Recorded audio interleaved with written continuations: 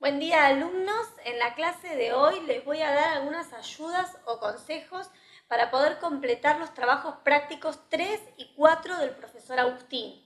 Me estoy refiriendo al trabajo sobre quién sabe de Guy de Maupassant y el trabajo llamado Un cordón enredado.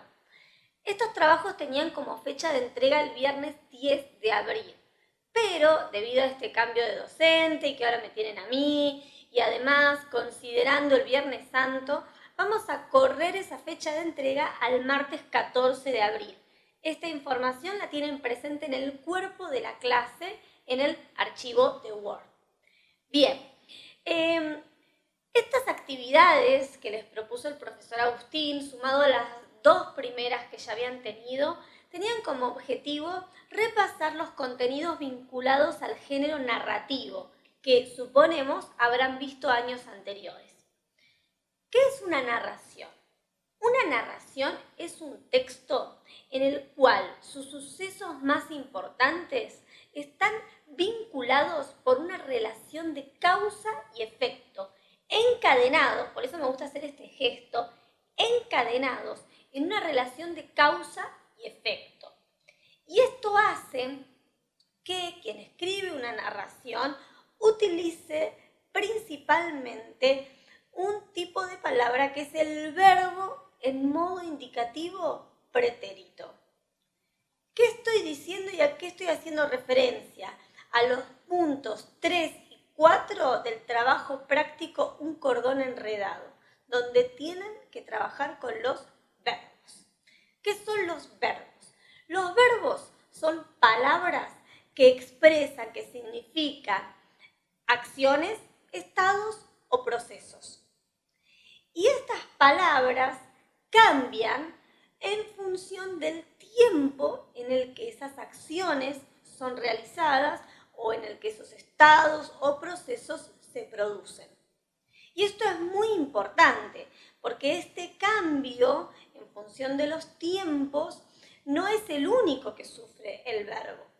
Los verbos también cambian en función de la intencionalidad del hablante cuando los utiliza o en función de la persona que está realizando esa acción o que está sufriendo ese estado. Por eso decimos que los verbos cambian en función de modo, tiempo, persona y número. Modo, en este momento, en realidad en años anteriores y en este momento de prácticas de lenguaje 3, solo han visto el modo indicativo. Tiempo, justamente en esta actividad vamos a profundizar sobre los tiempos pasados. En el secundario erradicamos la palabra pasado. Ahora hablamos de pretéritos.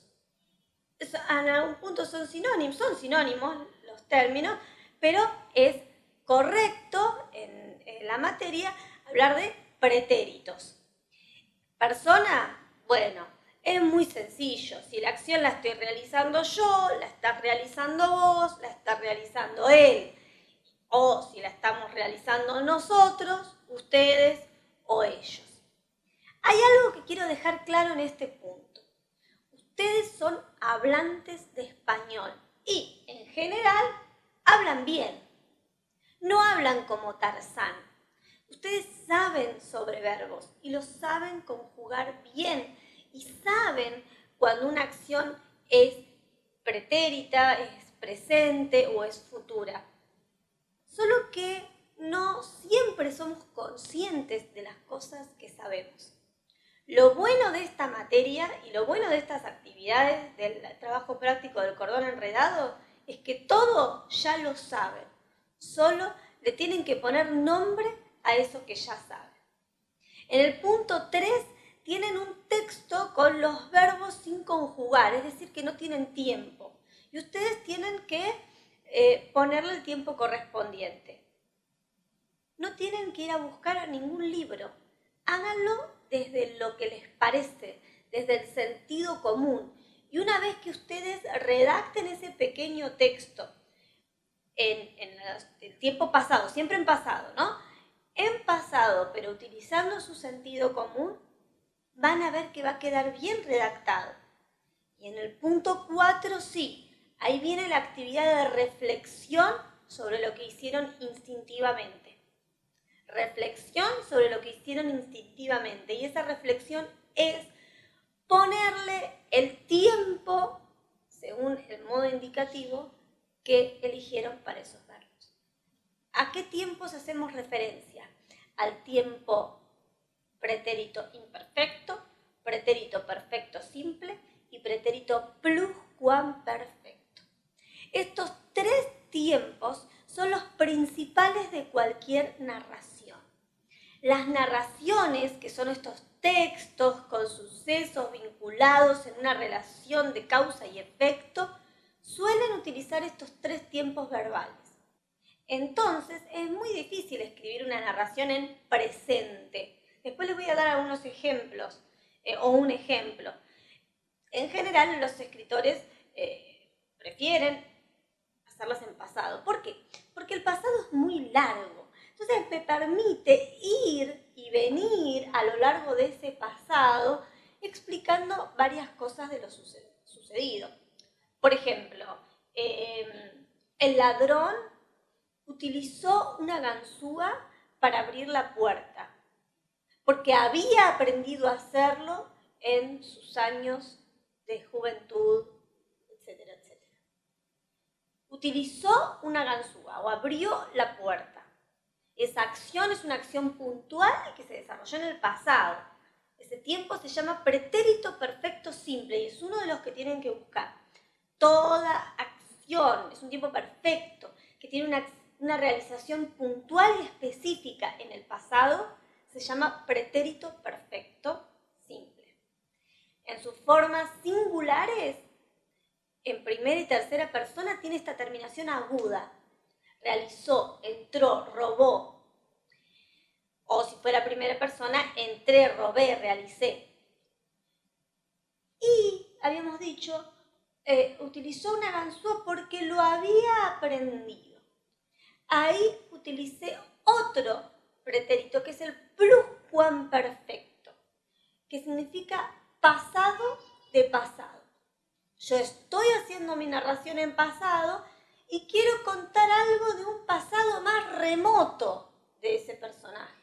Y para eso utilizamos el pretérito pluscuamperfecto, que es un tiempo compuesto, es decir, que está compuesto de 2 palabras. Los tiempos compuestos están conformados por el verbo haber, conjugado de alguna forma, más un participio, que es un verboide, ya lo vamos a ver esto.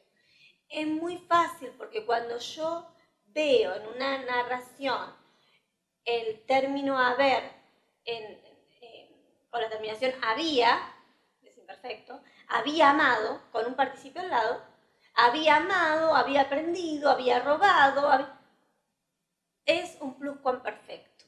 En todas las personas se conjuga muy parecido, es muy fácil y no tiene excepciones. Así que si yo veo había más participio, había amado, había comprado, había realizado, había estudiado, estamos en presencia de un pluscuamperfecto.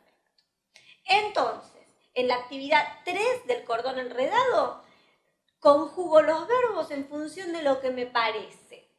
Y en la actividad 4, ahí sí me tengo que sentar a pensar cada verbo en qué tiempo está. Me puedo ayudar con el paradigma verbal, que sé que lo usaban con Nicolás, lo pueden buscar en internet, o lo mejor es aprenderlo y tratar de usar la memoria. Bien, verbos, palabras que implican siempre acciones, estados o procesos, son importantísimas en una narración porque son las que van enlazando esas acciones, o sea, esas acciones se expresan a través de verbos, pero no son las únicas de nuestro lenguaje. Las palabras todas las palabras se pueden clasificar según un criterio semántico. Semántico viene de significar. Pueden todas las palabras ser clasificadas según su significado. Y hay 3 grandes categorías categorías, a las que se suman algunos más que vamos a ver después. Sustantivos, adjetivos y verbos. Se darán cuenta que estoy hablando del punto 2 de la actividad del cordón enredado. 1. Sustantivos. Los sustantivos son los nombres de todo. Los nombres de todo. De hecho, en algunas lenguas al sustantivo se lo llama nombre. Los nombres de las personas, por supuesto. Los nombres de las cosas. Una silla se llama silla. El objeto celular se llama celular. El objeto libro se llama libro. Pero también puede referir sentimientos. Ese sentimiento de mariposas en la panza cuando veo a alguien que me gusta se llama amor. Los nombres de las cosas, de todo. Los adjetivos caracterizan a esas cosas, siempre acompañan al sustantivo. Pueden ser también de distinto tipo y tienen distintas terminaciones, así que no es como los verbos que podemos decir a ver cómo termina. No, tengo que pensar en el sentido, porque son clasificaciones semánticas de significado. Tengo que pensar en el sentido. Esta palabra me está refiriendo a algo que caracteriza otra cosa. Por ejemplo, amable caracteriza a una persona. Bueno, es un sustantivo. Y si me dice rojo, también caracteriza el color de la cartera. Es un adjetivo. Bien, y por último los verbos a los que ya nos referimos. Esta actividad es muy sencilla, espero que les haya ido bien. Pero comenzamos hablando de las narraciones. Y dijimos que todas estas actividades de estas primeras semanas tenían que ver con repasar el género narrativo. Toda narración tiene 4 elementos constitutivos. Sin ellos no existe. El primero no lo vieron demasiado en profundidad porque tampoco hay mucho para ver, que es el ambiente, lugar y tiempo en el que se desarrollan esas acciones. El segundo son los personajes. El tercero es el conflicto o nudo. Conflicto o nudo. En la actividad 1 del trabajo práctico del cordón enredado, el profesor les planteaba una estructura de las narraciones, típica de las narraciones, que es la de introducción, nudo y desenlace. No es la única estructura, pero es la más generalizada. Hace muchos años un investigador que se llamó Propp se leyó todos los textos tradicionales, medievales en general, y concluyó que el cuento tradicional siempre tenía esta estructura: introducción, nudo, desenlace. Y de ahí más otros investigadores que en la década del 60 aproximadamente desarrollaron la escuela del estructuralismo, es que siempre en los manuales escolares se puso esta actividad que es marcar la introducción, el nudo y el desenlace. Lo cierto que todo texto narrativo, todo cuento, ustedes vieron cuentos, tiene que tener un conflicto. No solo una narración son situaciones que se enlazan en relación de causa y efecto, sino que algunas tienen que generar un conflicto, una desestabilización del orden establecido. En el caso de una novela, a diferencia del cuento, en lugar de un conflicto van a ser varios. Pero vuelve a aparecer esto de desestabilizar el orden establecido. Y esto puede llamarse conflicto o puede llamarse nudo desde una perspectiva estructuralista. Y el último elemento, atentos acá, el último elemento clave de una narración es el narrador. Sin narrador no hay narración. Aquel que cuenta la historia lo llamamos narrador. ¿El narrador es el autor? No. Porque ¿dónde está Guy de Maupassant? Está a 6 metros bajo tierra. Es finito, no existe más porque murió. Sin embargo, el narrador se actualiza cada vez que leo el cuento. En el cuento está el narrador, como están los personajes. Son seres ficcionales y el autor no era ficcional, era de carne y hueso. Por eso no podemos decir que el autor es el narrador, porque estamos mezclando categorías reales con ficcionales. Todo texto narrativo tiene un narrador. Y este narrador que cuenta la historia, por lo tanto, es el que conjuga esos verbos. Y en función del narrador, es que vamos a encontrar esos verbos en primera persona o en tercera. A ver, si el narrador cuenta su propia historia, ese cuento va a estar en primera persona. Si el narrador cuenta la historia de otro, va a estar en tercera persona. Y esta actividad la tienen en el trabajo práctico ¿Quién sabe? El profesor les dejó un fragmento de La pata de mono, un fragmento del cuento ¿Quién sabe? Uno de esos fragmentos está en primera persona y el otro está en tercera. Tienen que descifrar cuál. Y la siguiente actividad es que transformar el fragmento con el narrador en tercera persona a primera y al revés en el otro caso. ¿Qué tengo que cambiar? Todos los verbos y todos los pronombres, otra clase de palabra que no habíamos mencionado. Cambio todos los verbos y todos los pronombres conjugándolos. Ya ahí no estoy focalizando en el tiempo del verbo, como en el trabajo práctico, el cordón enredado, que era el último. En este trabajo práctico estoy focalizando en otra característica de los verbos, que es la persona, si es primera o es tercera. Y algunos se estará preguntando, ¿y por qué no segunda? A todos los alumnos les gusta cuando alguien le pregunta ¿en qué persona está narrado este cuento? Contestar segunda. Tienen una inercia hacia la segunda persona. Y tienen que erradicar esa respuesta de su repertorio. ¿Por qué? Así como les dije que los cuentos y las novelas, que las narraciones en general están escritas en pasado, también las narraciones en general están escritas en primera persona o tercera. ¿Por qué? Porque se dificultaría mucho de otro modo. Les decía que era difícil escribir todo en presente. Bueno, también pasa a escribir todo en segunda persona.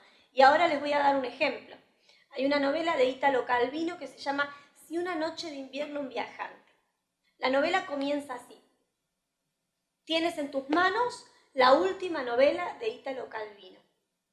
Esta mañana te levantaste, abriste el diario y viste en un recuadro que había salido publicada la última novela de Italo Calvino y te decidiste a ir a comprarla.